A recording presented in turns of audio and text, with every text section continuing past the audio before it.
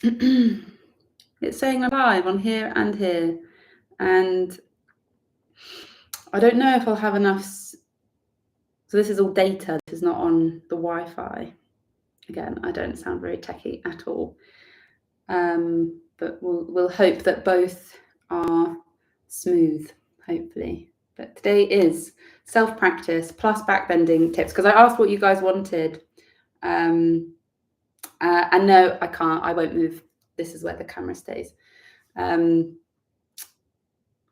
was I saying? So backbending tips and self-practice, combining the two. So I'll sort of begin with some sun salutations. I've already done a little practice this morning, so I'll just sort of get into it. But when I get to the backbending bit, I'll sort of talk through some ideas and things that I've learned over the years, because as someone who's been in this gig a long time, backbends have always been the hardest thing that I've had to learn and relearn and approach in many different ways. And second series in Ashtanga has helped me a lot to understand the, what word do I want? I want to say like mechanics of it. It makes me sound like a car, but just understand the healthier approach to it. Because one, I want to be able to breathe when I'm doing any sort of backbending anything from wheel to kapatasana, and I want to feel strong when I'm doing backbends. So to be able to have that approach, I need to look at the entire body rather than just segments. So without much further ado, sort of ready to roll. But you can join in if you're watching. Feel free to roll your mat out, join in with the show. Hopefully it's all a smooth connection as we're on YouTube and Instagram. Okay, right.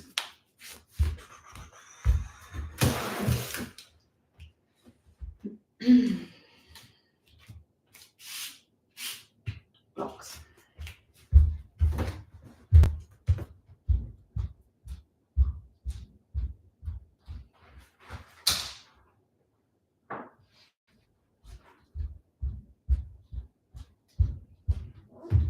Always handy to have blocks and a wheel nearby. Leave them there, and I have a wheel to use as well.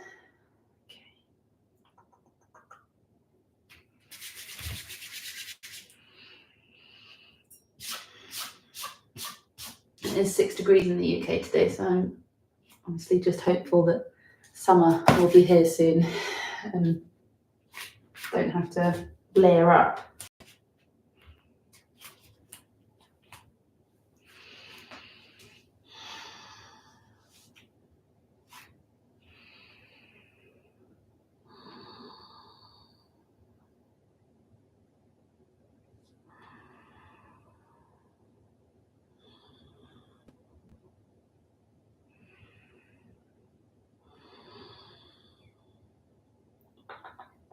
I've got the angle right.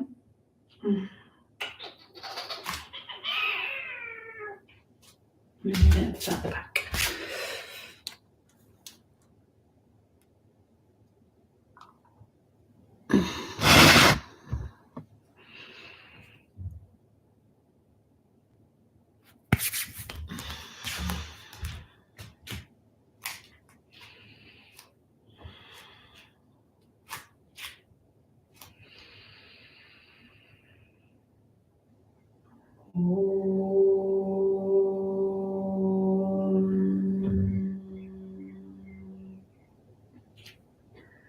Vande Gurunam Charanarvinde Sandarashita Swatma Sukha Vabodhe Nisharyase Jangalika Yamane Samsara Hala Hala Muhashanti Abahu Purushakaram Shankachakrasi Tharinam Sahasra Shirasam Shwetam Pranamami Patanjalim.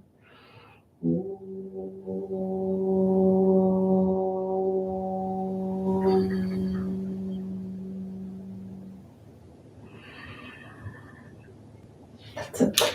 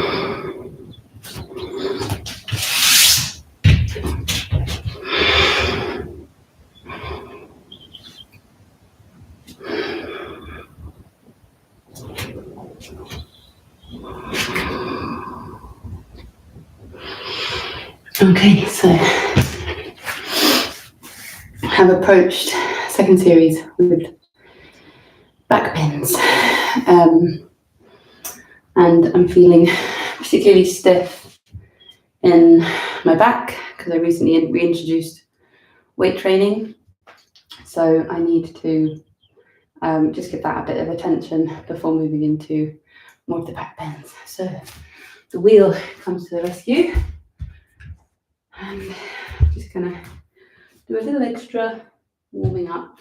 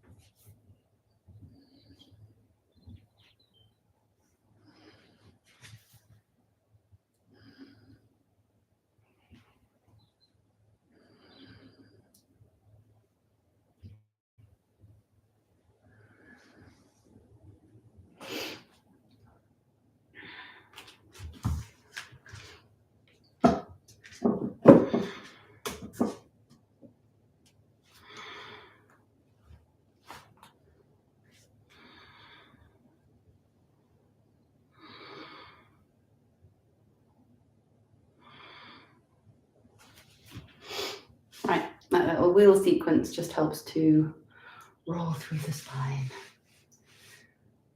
Just starts to loosen up the muscles And we'll just make this next bit of second series feel a bit nicer.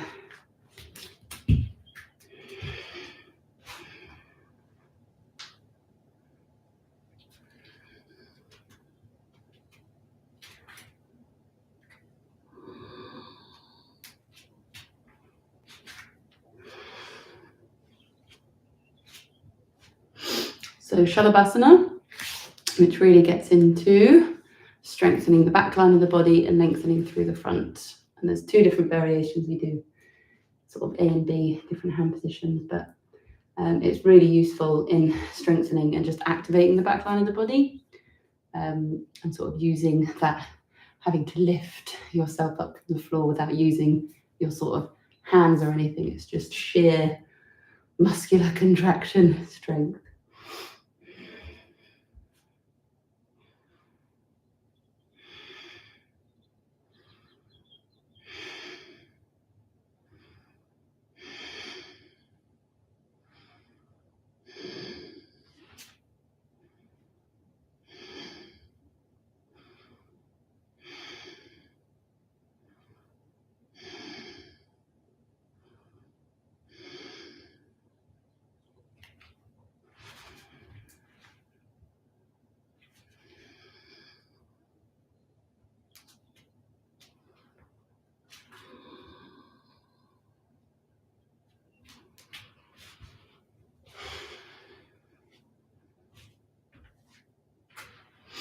And then Bekasana gets into the front of the thigh a little bit more. So we have this action, drawing the foot down, and then eventually you sort of start by opening the shoulder blade. So you're just externally rotating, and then you move into this internal rotation. So I just tend to warm up a little bit before going straight in by just doing it on each side separately. When I'm here, I'm then thinking about drawing my shoulder blade down, so it's sort of parallel to the other one.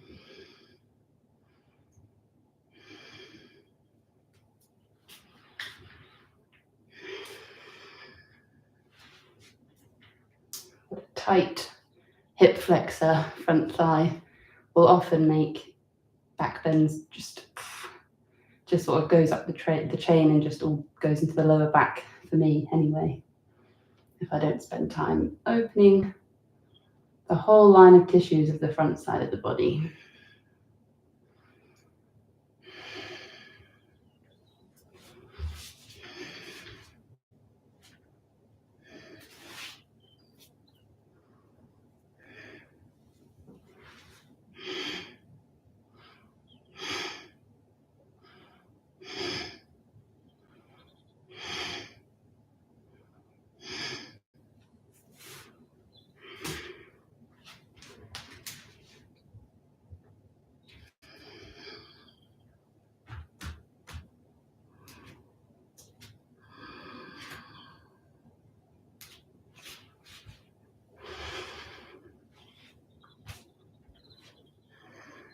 And then Dhanurasana, same principle, but this time you've got your arms for an added bit of tension and lift. The key is here to really try and throw yourself into it almost, just through sheer will, just lift your legs and try and reach back and grab.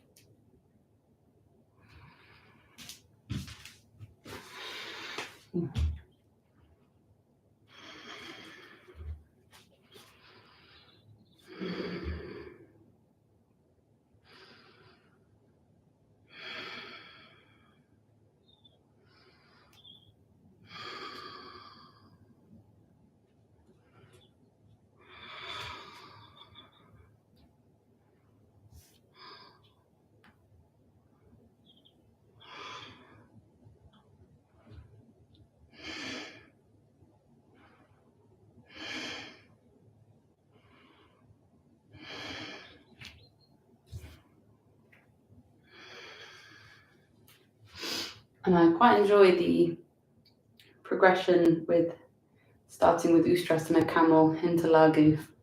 It feels a lot nicer now that I've spent more time opening my thoracic spine rather than just trying to rely on a lower back, which just for many of us ends up feeling quite compressed. And I wouldn't say it feels pleasant. So working into the upper body more has helped a lot with these back bends.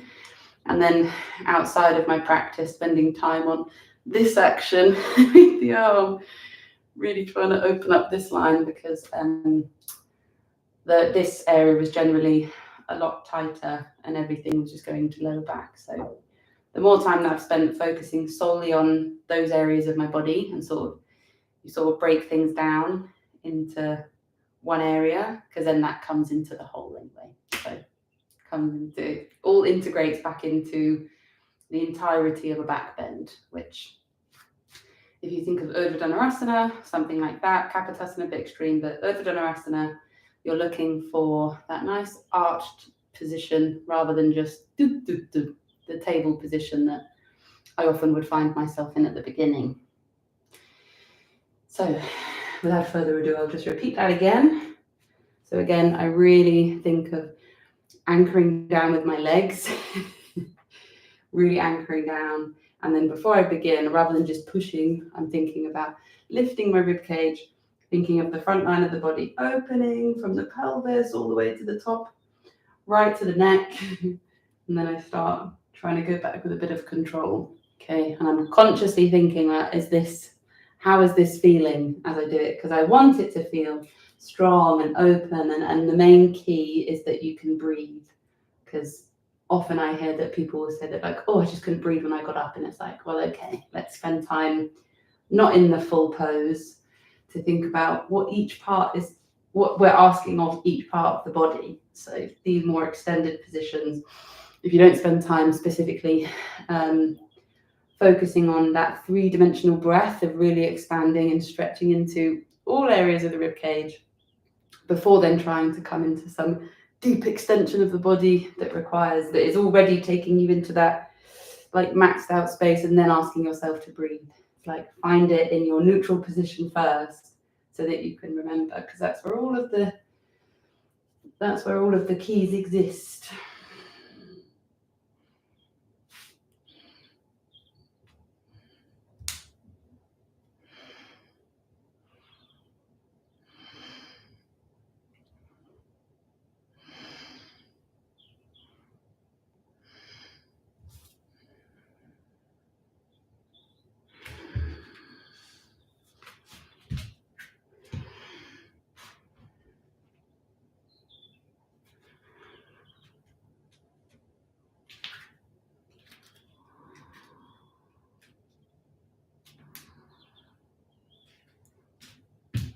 How is Lagu feeling?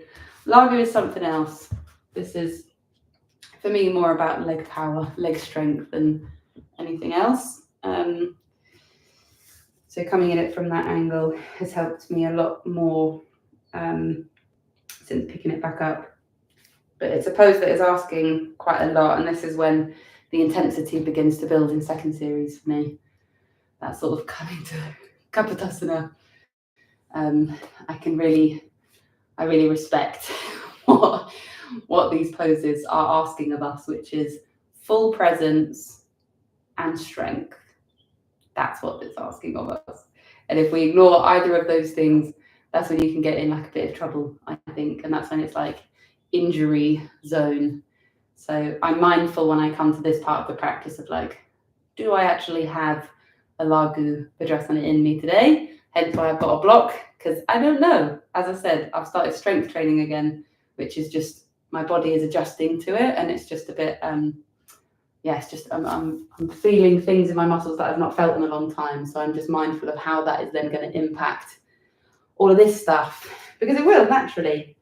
And I'm okay with it, because strength training is really good for me, good for everybody.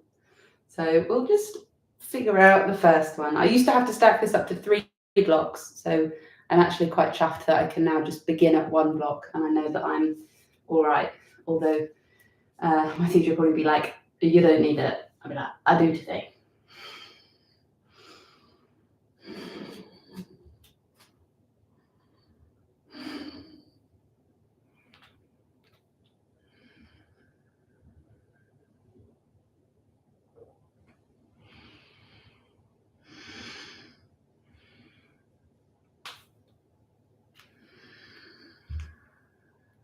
Okay.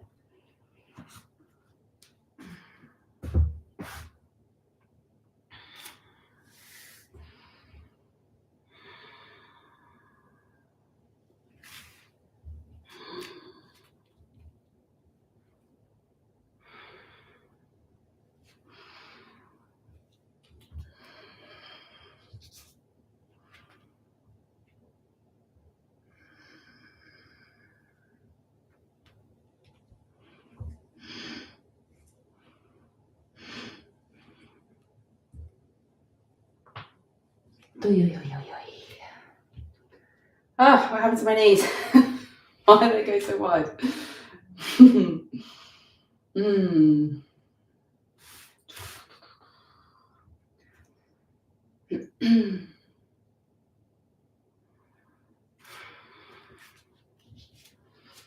One more time.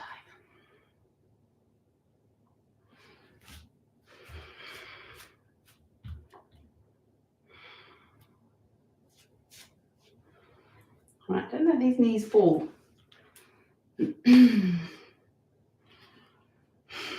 Stop it.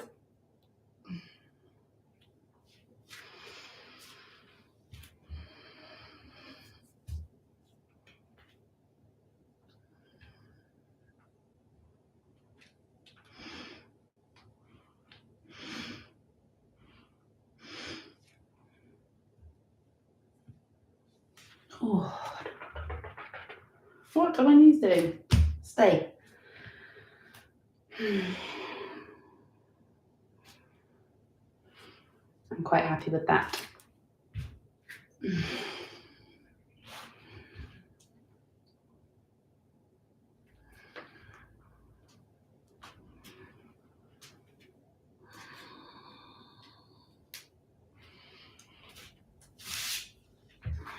So my second series practice is currently staying at Laghu for a couple of weeks, just to get used to doing the up down on my own, increase up to 5 breaths, because at the moment I'm just staying for about 2, just as I'm building the strength. So I'm staying there for a few weeks before even thinking about Kapotasana, which is good.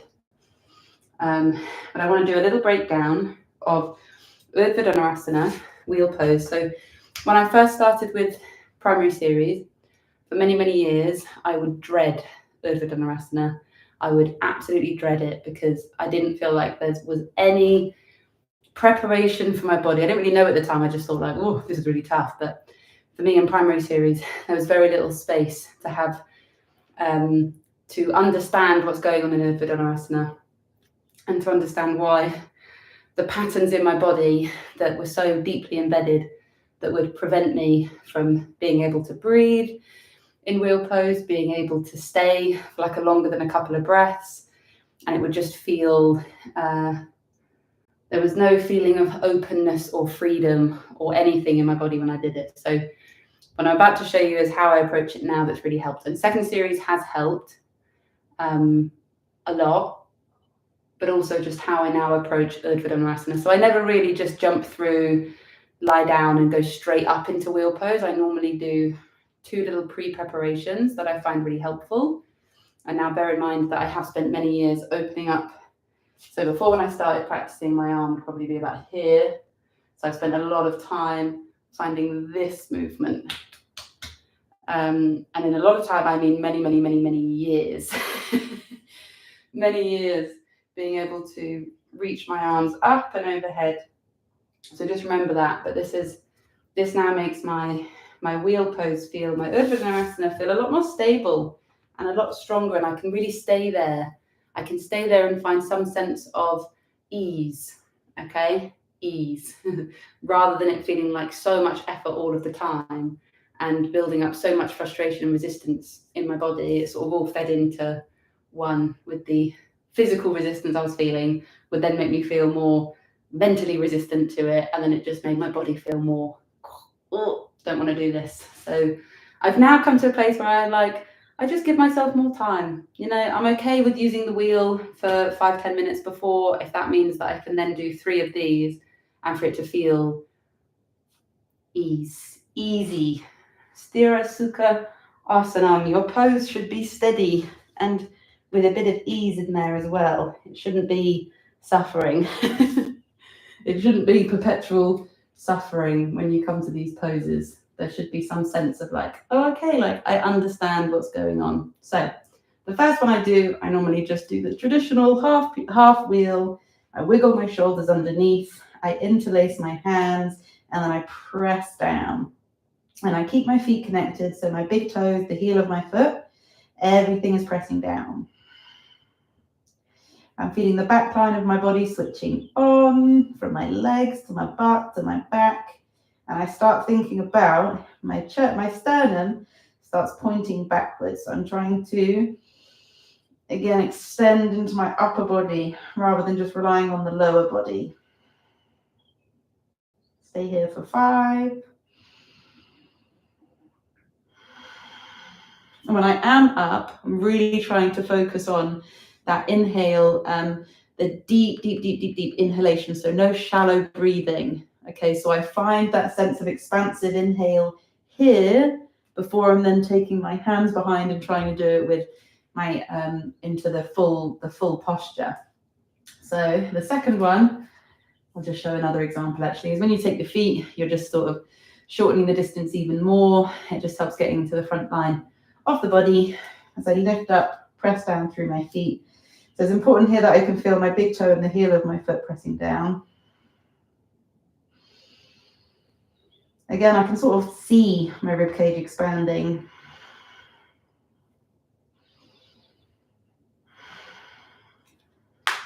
And I can feel my legs start to tire, which means they're working. When your legs get tired, it's like good, because they need to be strong when we do wheel pose. And then this next bit that I found to be even more helpful with wheel pose is this little I'm not going up fully quite yet, but I'm on my forearms instead, and I stay there and I try and lift my head off the ground. And I find that again gets into my shoulders and into my upper body. So when I lift halfway, shuffle on, I start come up onto my head, and then I start wiggling my hands. So hopefully you can see my forearms are now pressing down. And then I think about lifting my head, push through my feet to draw my chest through the arms.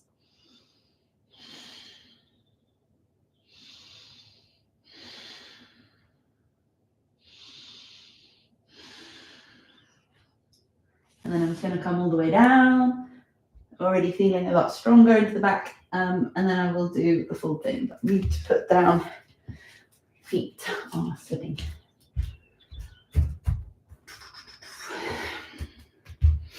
So if I do it like that, and I spend that little bit of extra time, I can say that I actually quite enjoy Urdhva Dhanurasana, which has taken me an honest 7 years to be able to say that I'm like, okay, I kind of get it.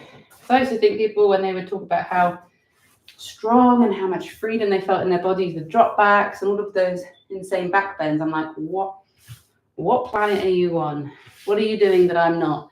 And they probably just simply did all of this stuff and they just explored it themselves rather than just going to a class and being told, go up for wheel 3 times.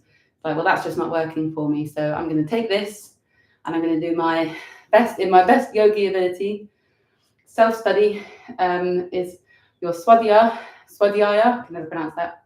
Your swadhyaya, your self-study, this is where that really comes in, is when you're like, I'm going to figure out what works for me. Anyway, am I talking to procrastinate? I don't know. But now, ideally, when I come up into wheel, it should feel a lot better in comparison to if I'd have just tried to have done that from coming out of my second series practice. So let's see.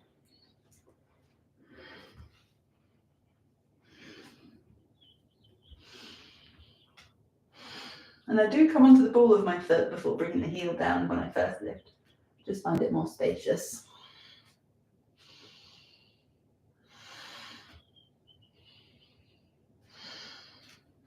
And then come down halfway, walk my hands in a bit more, come onto the balls of my feet, lift, push, straighten the arms as much as I can.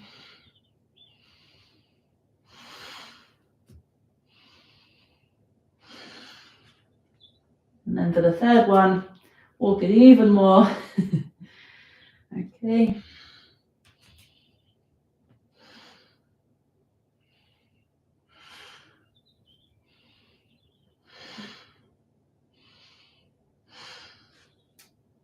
Good. Okay. And then I come down. I can feel my heart rate, but I feel generally like, okay, that felt quite strong and open. And I don't feel horribly out of breath or overwhelmed, which is always a good sign.